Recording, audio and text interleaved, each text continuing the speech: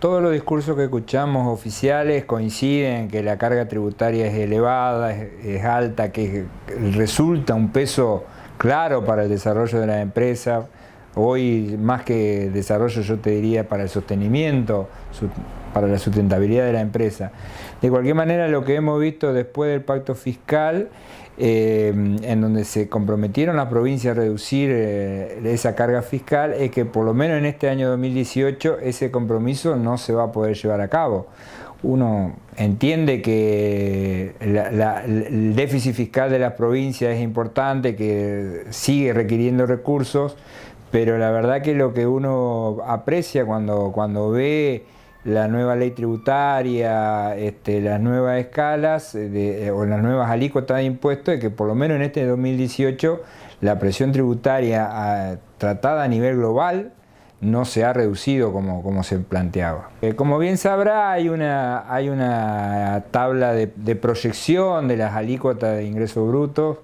En la provincia de Entre Ríos se tuvo en cuenta, y uno puede decir que bueno, que para el 2021 o 2022 va a haber una reducción de carga, pero en este 2018, al menos por los estudios que nosotros hemos realizado con nuestros clientes, gente de carne y hueso, no contribuyentes muy grandes, la carga ha significado un aumento. Obviamente hay excepciones, determinados tipos de contribuyentes, los más pequeños si se quiere, no han tenido aumento, pero en general uno ha podido apreciar un aumento de la carga tributaria. La semana pasada hablábamos con el sector transporte y ellos manifestaban cómo había subido del 1,5 la alícuota de ingresos brutos al 3%. Bueno, Leonardo va a dar otro ejemplo de una distribuidora normal de tamaño medio en la ciudad de Paraná, qué es lo que significa con la misma facturación del año pasado, cuánto pagó en impuesto el año pasado y cuánto paga este año con estas nuevas alícuotas. Es muy difícil sacar un porcentaje. Yo te podría decir un distribuidor mayorista de nuestra ciudad.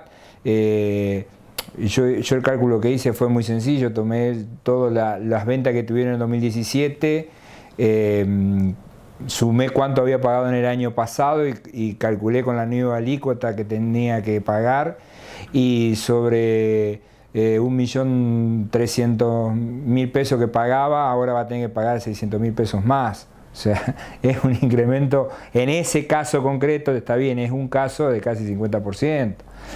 De nuevo, pequeños comerciantes, si tienen todos los compromisos cumplidos con normalidad, van a tener una disminución, el pequeño comerciante sobre todo. Pero ¿Cuántos pequeños comerciantes tienen los compromisos al día? Eso es una de las cuestiones que yo analizaba. Ha sido muy complicado este año 2017 poder estar al día con todos los compromisos.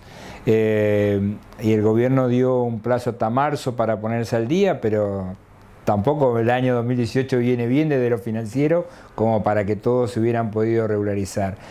Pero al margen de eso, inclusive considerando los contribuyentes que han tenido, si se quiere, una disminución, todo lo que son insumos han subido, porque subió el alquiler, subieron todos los servicios, las alícuotas de esas insumos del pequeño comerciante van a recaer en precio, y todas esas alícuotas han subido en cuanto a lo que era anteriormente la reforma. Es decir que, en definitiva, si es cierto que el impuesto sobre el ingreso bruto cae en el bolsillo de todos los que vamos a comprar cosas en el supermercado, la carga es mayor. Y hay una cantidad de impuestos directos que recaudan los distintos gobiernos que no tienen que ver con estas reformas impositivas que se hacen medias acobachadas y medias escondidas, diciendo que es para bajar en el año 2021, 2030, pero que en el 2018, 2019 vamos a seguir pagando mucho más. Son los impuestos que están escondidos adentro de las tarifas, de los cuales nosotros venimos hablando muchísimo en la revista, en este programa, y son aquellos que están metidos en las tarifas eléctricas, de gas o en la nafta, entre otras, donde municipios, provincias y nación tienen una tajada muy grande y que impuestan año tras año, no en el porcentaje de la inflación, que dicen siempre, sino que aumentan directamente por lo que vayan a subir las tarifas, que han subido mucho en estos últimos años.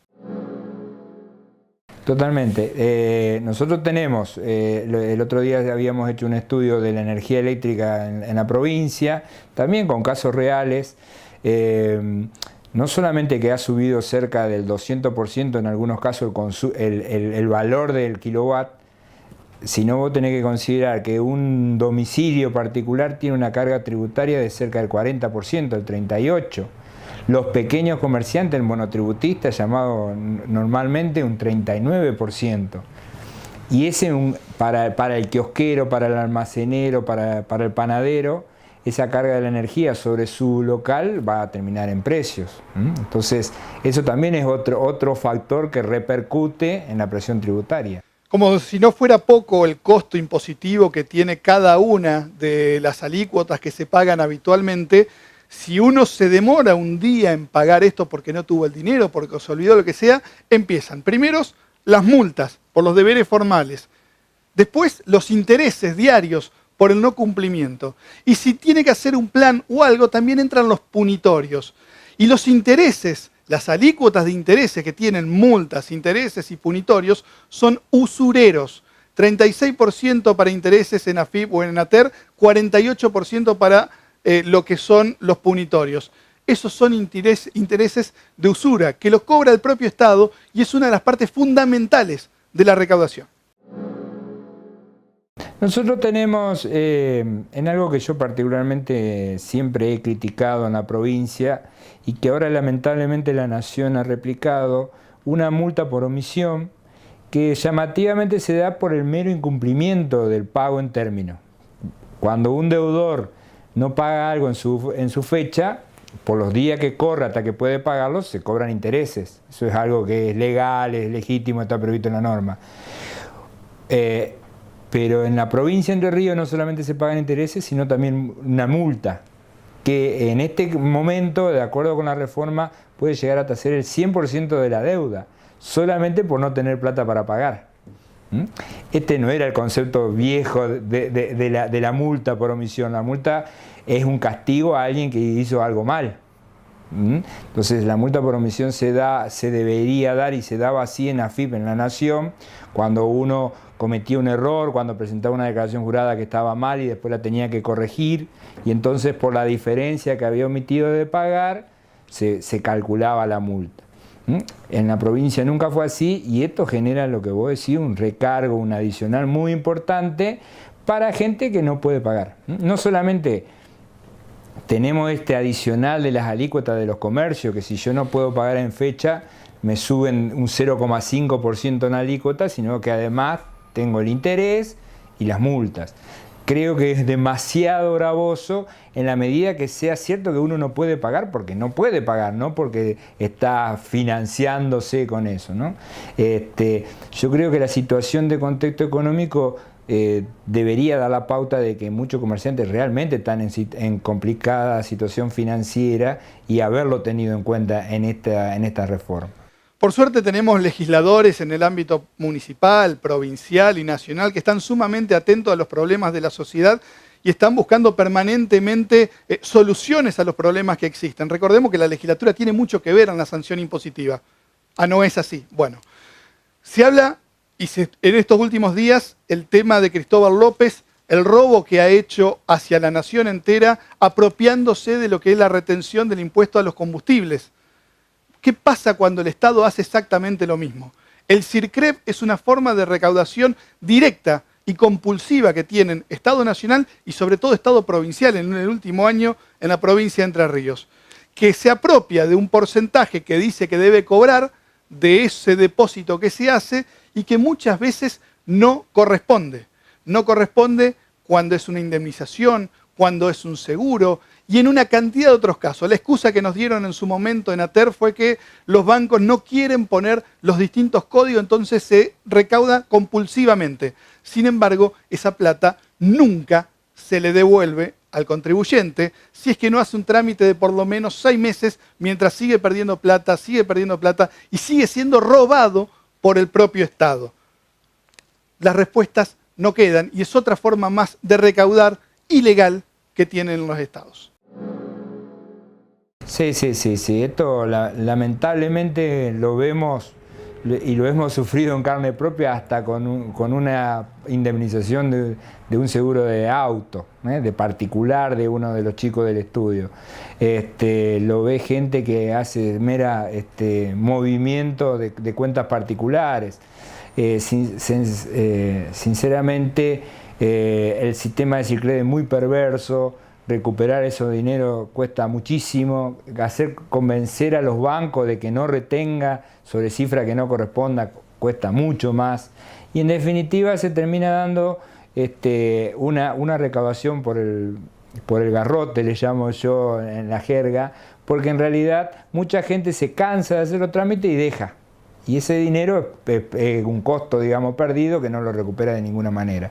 Estos sistemas de recaudación deberían corregirse. Ese dinero, aún siendo recolectado de manera incorrecta, va a parar al mismo fondo que el ingreso bruto bien cobrado, ¿no? Ahí no hay diferencia. La cuestión, bueno, a tu pregunta sería ¿qué se hace con las rentas generales? Esa es otra cuestión. Es una cuestión que yo creo que todos nos debemos a realizar, una charla muy profunda sobre la otra pata de la actividad financiera del Estado, que es el gasto público.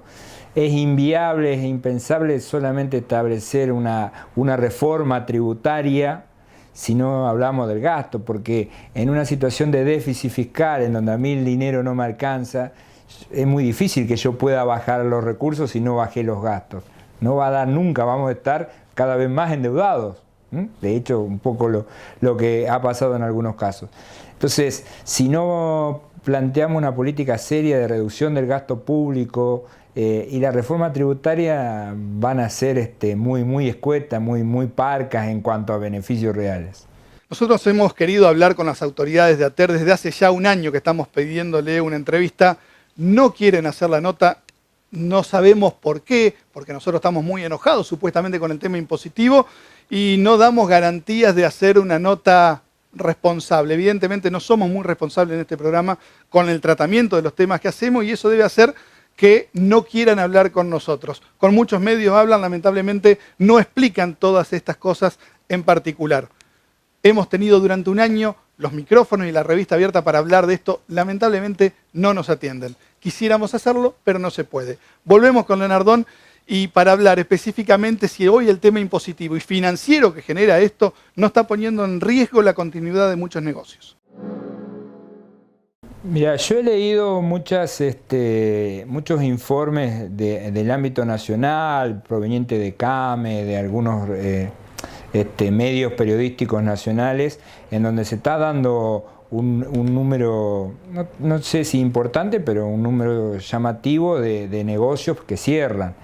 Yo no tengo estadística de la provincia de Entre Ríos, pero bueno, uno podría hacer una simple gráfica transitando nuestro centro de la ciudad y vería que se nota al menos una cierta disminución del comercio en la provincia. Ahora, al margen de si un negocio puede seguir o no, el tema financiero ya es complicado, ya es una complicación.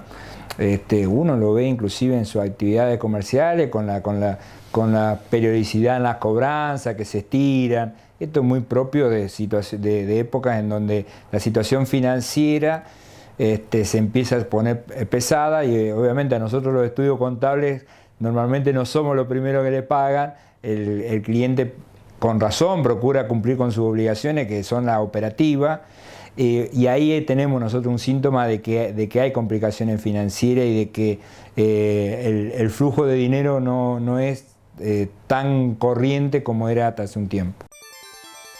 Por Más, ahora es revista.